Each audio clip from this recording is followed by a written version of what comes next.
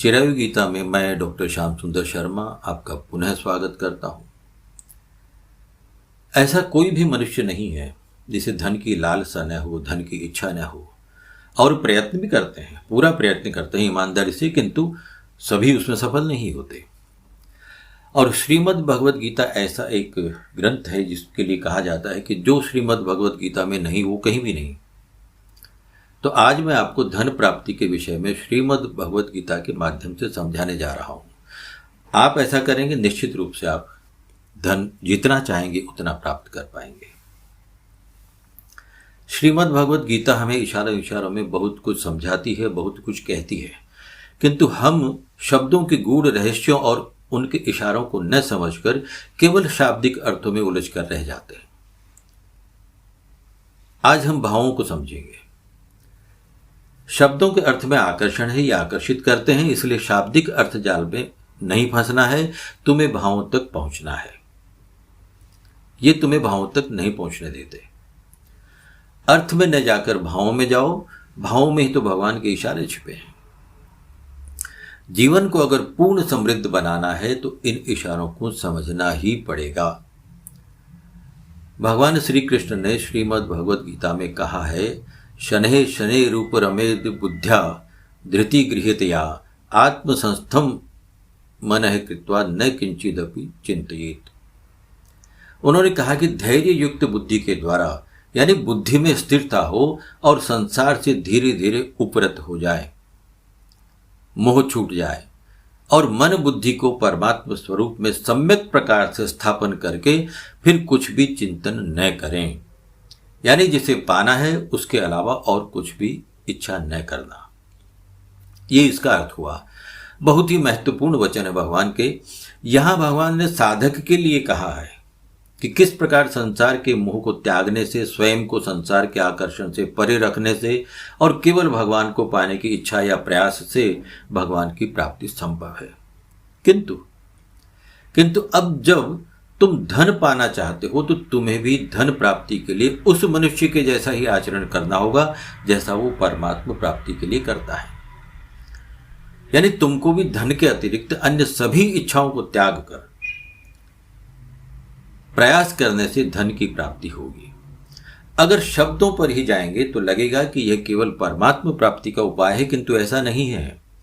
हर मनुष्य की इच्छाएं अलग अलग होती हैं, आपकी भी है। हर मनुष्य स्वतंत्र है इच्छा के लिए, और मनुष्य होने के नाते तुम भी अपवाद नहीं हो इसके।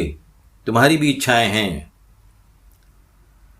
तुम भी धनवान बनना चाहते हो, और तुम्हारी जो धन पाने की इच्छा है वो भी तो एक इच्छा ही है। और तुम्हें मालूम है कि इच्छा पूर्ण करने में परम दयालु प्रभु किसी के भी साथ भेदभाव या पक्षपात नहीं करते। जो बात भगवत प्राप्ति में लागू होती है वही बात धन प्राप्ति में लागू होती है, यह ध्यान रखना है। अब तुम धन चाहते हो तो तुम्हारे लिए अंतिम सत्य धन है, जिसे पाने के लिए तुम्हें भी धैर्यपूर्वक बुद्धि को संसार की अन्य वस्तुओं से दूर रखकर हमेशा एक ही भाव में, यानी धन प्राप्ति के भाव में स्थित होकर उसका ही चिंतन करना है। धन को छोड़कर तुम्हारे लिए सभी नगण्य है, या मानो तुम्हारे लिए संसार में धन के अतिरिक्त और कुछ है ही नहीं। बाहर भीतर एक ही चिंतन रहे, धन धन और केवल धन, अन्य कुछ भी नहीं। अगर अन्य का चिंतन करोगे तो संभावना है कि जो चाहते हो वो न मिले और तुम धन से वंचित रह जाओगे। भले ही तुम अनेक बार प्रयास कर चुके हो, कोई बात नहीं, अब करिए। आलस्य त्याग कर, मन को शांत रखकर धैर्य से धन के अतिरिक्त कुछ भी चिंतन न करें। स्वतः अपने आप धन की प्राप्ति होने लगेगी, धन की वर्षा होने लगेगी। इसके लिए तुम्हें मोची बनना होगा। आपको लगता होगा कि मैं मोची क्यों कह रहा हूं, मोची बनने के लिए क्यों कह रहा हूं। तुमने रास्ते में बैठे हुए या रेलवे स्टेशन पर मोची को देखा होगा। मोची का ध्यान रास्ते पर चलने वालों के जूतों पर ही होता है, वह और कुछ देखता ही नहीं। जूतों के अतिरिक्त उसे कुछ नजर ही नहीं आता।